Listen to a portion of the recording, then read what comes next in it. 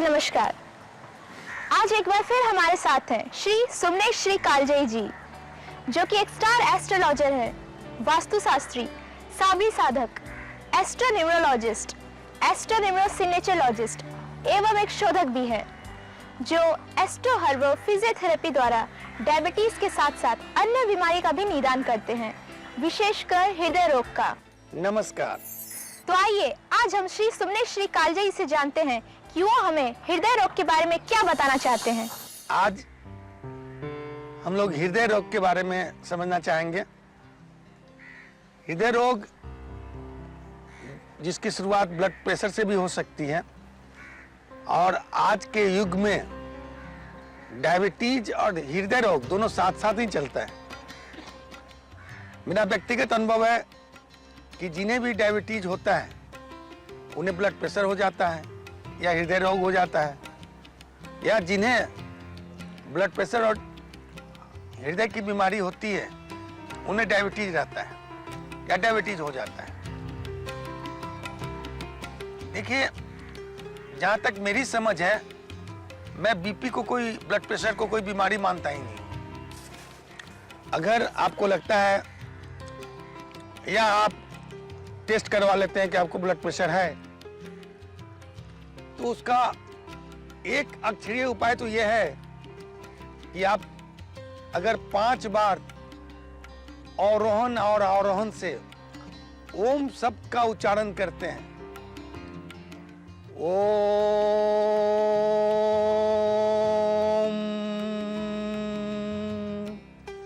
इस प्रकार 5 बार अगर सिर्फ ओम शब्द का ही उच्चारण कर लेते हैं तो बीपी आपके कंट्रोल में हो जाता है। विशेष उपाय के लिए आप कोई भी मंत्र ले लें, मां मृत्युंजय मंत्र ले लें, गायत्री मंत्र ले लें, और उसको अवरोहन और आरोहण के साथ विधिवत जैसे मंत्र का उच्चारण किया जाता है, उस मंत्र का उच्चारण करते हैं तो ब्लड प्रेशर आपका कंट्रोल में हो सकता है।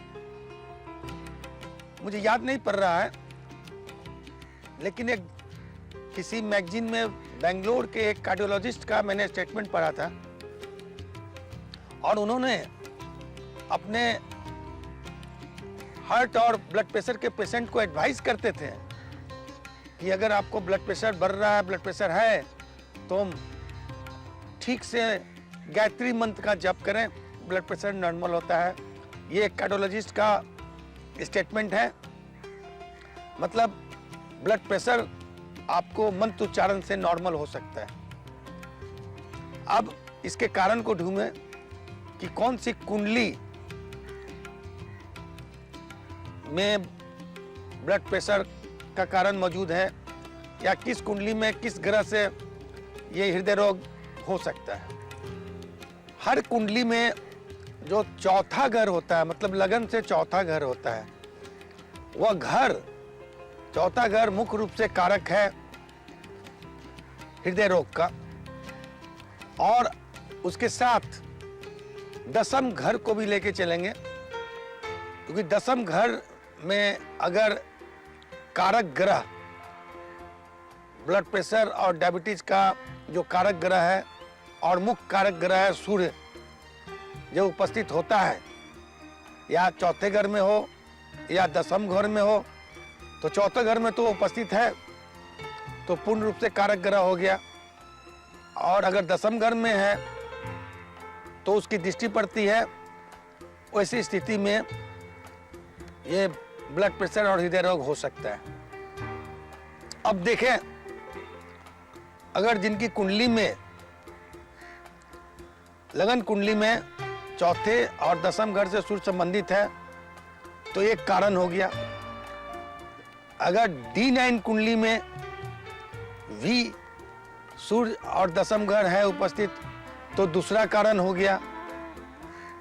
त्रिशांश कुंडली में अगर चौथे और 10th घर से सूर्य संबंधित है, तो भी एक कारण हुआ। अगर सूर्य के साथ शनि बैठ गए तो दूसरा कारण हुआ। सूर्य के साथ राहु बैठ गए तो तीसरा कारण हुआ।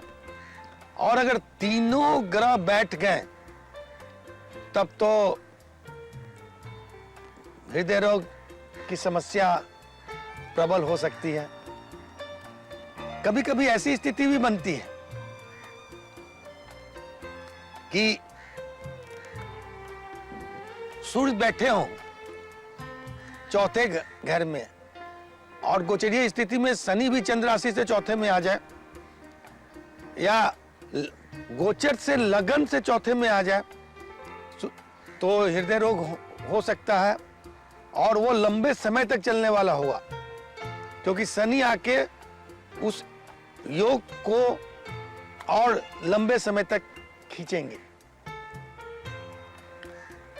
एक बात और समझने की बात है मंगल कि मैंने अपने अध्ययन के दौरान ये देखा है कि जितने भी मांगलिक लोग हैं उन्हें गुस्सा आता है, और गुस्से आने से ब्लड प्रेशर बढ़ सकता है, और ये दोनों तरह का हो सकता है, हाइपर भी हो सकता है, हाइपो भी हो सकता है। मतलब आप हार्ट से परेशान हो सकते हैं या मस्तिष्क से भी परेशान हो सकते हैं, क्योंकि ब्रेन हेमरेज भी गुस्से का ही कारण होता है। तो मंगल दोष जिनके हैं